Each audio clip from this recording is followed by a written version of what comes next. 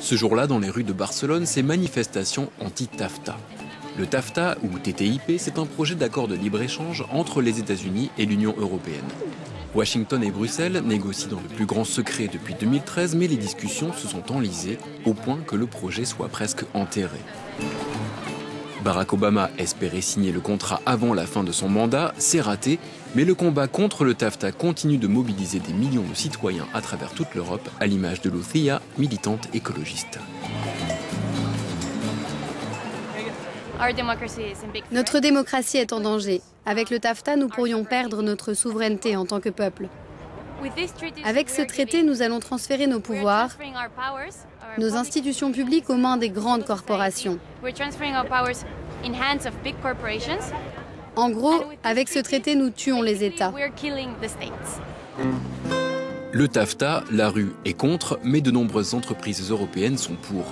Selon elles, le traité leur ouvrirait les portes du marché américain en réduisant les droits de douane et en harmonisant les normes qui permettraient de faciliter les échanges. Pour mieux comprendre le point de vue des industriels, nous voici dans une usine qui appartient à une multinationale espagnole spécialisée dans les pièces détachées et l'équipement automobile. Cela n'a pas été facile d'obtenir une autorisation de tournage ici. De nombreuses sociétés refusent d'évoquer le TAFTA. Pour cette entreprise, quels seraient ses avantages? Allons demander son avis au management. Direction Madrid, au siège de l'Association espagnole de l'industrie de l'accessoire automobile. Ceinture de sécurité, feu arrière, pédale de frein, toutes les pièces fabriquées en Europe doivent être certifiées 2 fois de chaque côté de l'Atlantique. Idem pour les pièces fabriquées aux États-Unis, exportées vers le vieux continent. Pour l'industrie de l'équipement automobile américaine et européenne, cela représente un surcoût de 11 milliards d'euros par an. Lorsque l'on met nos produits en conformité avec les normes américaines, on augmente nos coûts de production de 26%. Avec le TAFTA, nous pourrions augmenter notre chiffre d'affaires, augmenter la rentabilité et embaucher. Avec 20% de chiffre d'affaires en plus, l'industrie de l'équipement automobile pourrait créer 15 000 emplois en Espagne. We could create 15,000 jobs in Spain. Harmoniser les normes, pourquoi pas, mais les opposants au TAFTA craignent un nivellement par le bas. À Barcelone, nous voici dans un magasin de cosmétiques qui appartient lui aussi à une multinationale qui emploie près de 15 000 personnes dans le monde. Ici, on est contre le TAFTA parce qu'il alignerait les strictes réglementations sanitaires européennes sur les standards américains plus permissifs.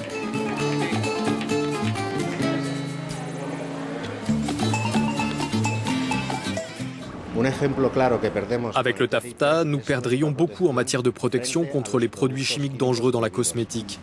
En Europe, il y a près de 1300 produits et substances chimiques dont l'usage est interdit en cosmétique. Aux États-Unis, il y en a seulement 11. Là-bas, il peut y avoir du plomb dans les rouges à lèvres, par exemple, alors que dans ceux que nous fabriquons, il n'y en a pas. Le TAFTA va plus loin puisqu'il remet en question l'affichage de la composition des produits, alors que c'est le seul outil dont dispose le consommateur pour savoir ce qu'il y a dans ce qu'il achète. C'est cette information de base qui fait que l'on achète ou pas, en fonction de nos valeurs éthiques. C'est sur ce volet sanitaire que les anti-TAFTA ont gagné la bataille de l'opinion. Les consommateurs européens ont ainsi eu peur de voir débouler dans leurs supermarchés des poulets américains lavés au chlore, des OGM ou encore des veaux nourris aux hormones. Dans cette entreprise spécialisée dans les instruments de laboratoire, c'est le patriotisme économique qui pose problème. Avec le TAFTA, elle pourrait exporter plus facilement vers les États-Unis puisque les 2 rives de l'Atlantique formeraient un marché unique. Alors que jusqu'à présent, les entreprises européennes sont victimes du protectionnisme américain.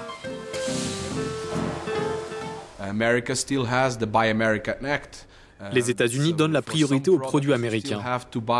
Pour certains produits stratégiques que nous voudrions exporter aux États-Unis, nous devons utiliser de l'acier américain, du béton américain, du bois américain, et tout doit être manufacturé sur le sol américain, sinon une entreprise européenne ne peut même pas répondre à un appel d'offres.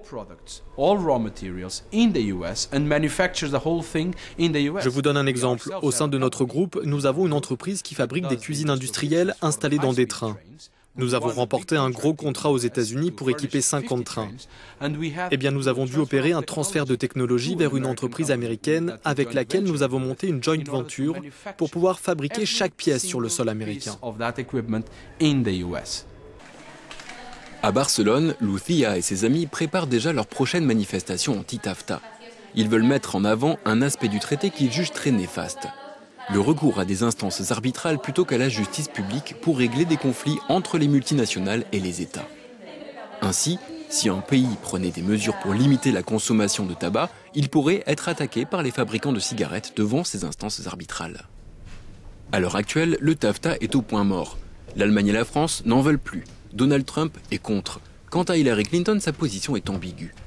Mi-octobre, nous avons rencontré le secrétaire d'État espagnol au commerce qui est pro-TAFTA, avec entre autres ses homologues britanniques, italiens, portugais, suédois ou tchèques. Il appelle à une relance des négociations. De chaque côté de l'Atlantique, qui sont les anti-TAFTA, ici en Europe et là-bas aux États-Unis? We see that there is some opposition to TTIP. That is true. We are seeing that on the C'est vrai qu'il y a une opposition au TAFTA. Elle vient de l'extrême gauche, mais aussi de l'extrême droite, dans de nombreux pays de l'Union européenne.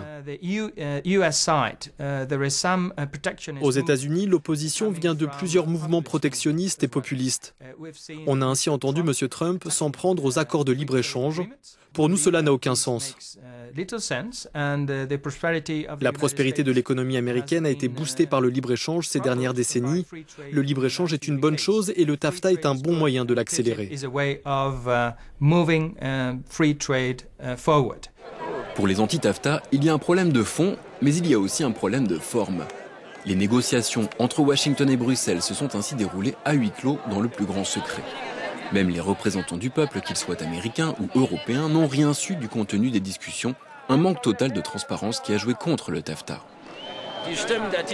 La voix des pro-TAFTA est presque inaudible alors que ses opposants se font entendre. Allons leur demander ce qu'ils pensent du traité.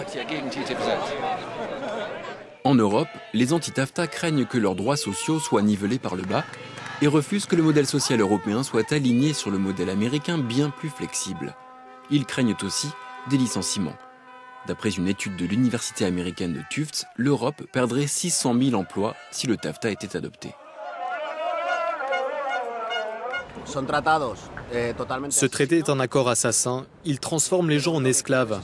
Son seul objectif, c'est la recherche du profit, la fin des normes de protection et des lois sociales que nous avons ici en Europe depuis une centaine d'années.